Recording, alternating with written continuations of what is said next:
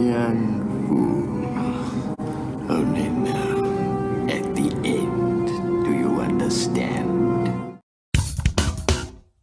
The dividing line between the two political parties here in America is big government versus small government, massive spending versus fiscal responsibility, bureaucracy versus monetary freedom. And this is exactly what we're going to see discussed today, right? If you recall, Joe Biden, with his Build Back Better plan, had $42 billion allocated to connect everyone to the internet. But fast forward a few years, and here we are, where 0 people ever got that benefit. So what we're going to see is, of course, Jon Stewart's mind being blown at the bureaucracy that he has been voting for. But before we get to this clip, don't forget to like and comment on this video so we can break through the algorithms. Here we go.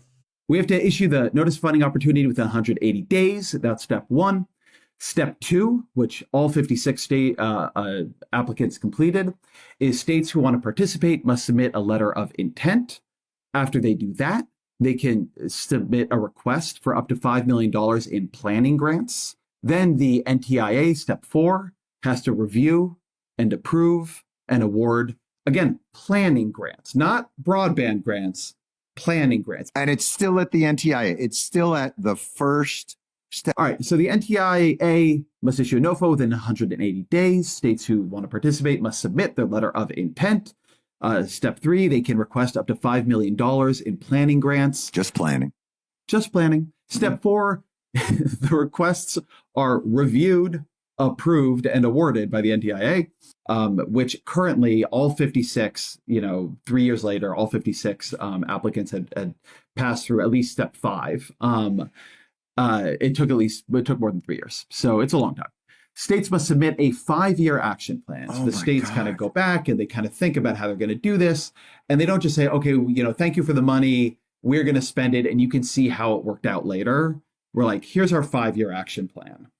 Then the FCC must publish the broadband data maps before NTIA allocates funds. So having done the NOFO, the letters of intent, the request for planning grants, then the review, approval, and awarding of the planning grants, then the 5-year action plans. In between that, the federal government has to put forward a map saying where it thinks we need rural broadband subsidies. And then, of course, the states need an opportunity to challenge the map for accuracy. And you can imagine this doesn't all happen in like a day. Okay, so then the NTIA, step 7, has to use the FCC maps to make allocation decisions. Then, having already done their letter of intent, their request for planning grants, it's hard even to talk about this, man. Step 7 is NTIA must use the FCC maps that were already challenged for allocation decisions. Then, having submitted all this, I think this one is actually quite amazing. Yeah. Having submitted their 5-year plans or letters of intent, step 8 is states must submit an initial proposal to the NTIA. Then, is that the result of their $5 million planning fund? This initial I assume, proposal? But then what was the 5-year plan? And what the fuck did they apply for? What was their NOFO? Like, if the 5-year action plan isn't the initial proposal, then what's the 5-year action plan? Forget NOFO. Okay. MOFO. Step 9, NTIA must review and approve each state's, again, initial proposal. By my read, we have had at least 2 initial proposals here, but that's a different issue. Oh my God. Step 10, states must publish their own map and allow internal challenges to their own map. So the government has published a map. They have invited the states to challenge the map. Then states have submitted initial proposals, and they then have to publish their own map and allow challenges. Wait, who's challenging it within the state?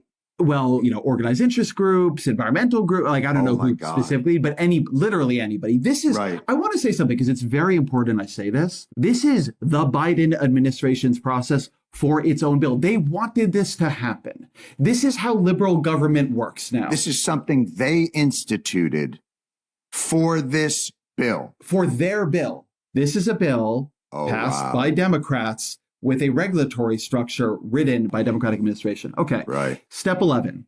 The NTIA must review and improve the challenge results and the final map. So the NTIA has put forward a map. The states have challenged that map. Then the states have put forward their maps, had other challenges. And now the NTIA must review and approve the challenges to the state maps. Okay.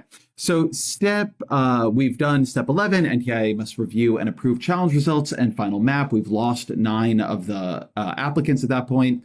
Step 12, states must run a competitive sub-granting process. Oh my fucking God.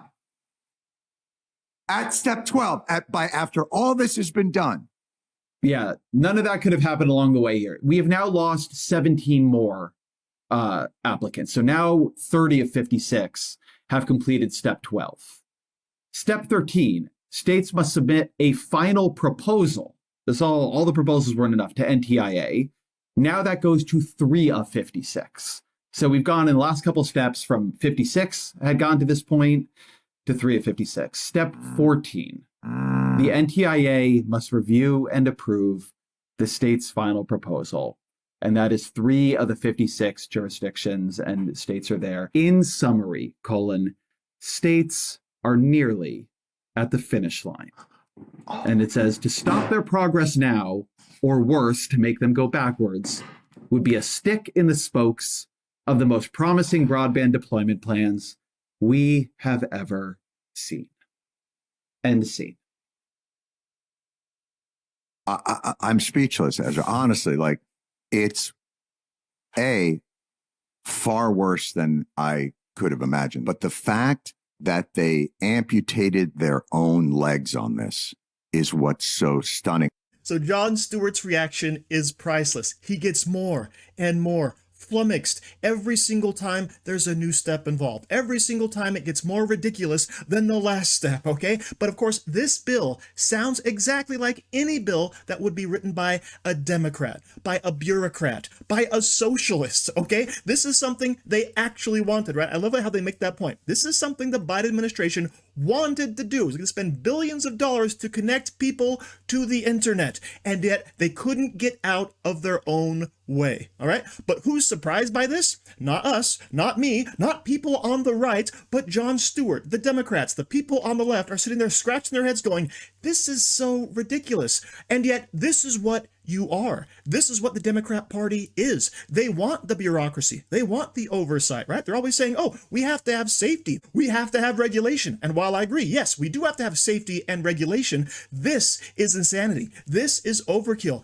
This is going to bar anyone from accomplishing anything, okay? But this is exactly what happens from folks who have never run a business, never had to make a payroll, never done anything in their lives other than have deep thoughts about the way government should run, about the utopia that communism would bring to America. But of course, that's the big lie from the left, right? Government can make everything better. If you just give them enough power, enough control, enough money, then everything will be fine. Despite the simple fact that throughout the history of the entire world, time and time again, it has been shown that as government gets bigger, as government gets more bloated, as government gets more corrupt, the people end up being hurt. And then, of course, the government collapses and the country implodes, right? But of course, don't leave that up to history scholars like Jon Stewart. Now, as much as I want to think that Jon Stewart might change, might think a little bit more, might get a little bit red-pilled by this whole moment, I know he's not going to. I know he's going to run right back to his Democrat masters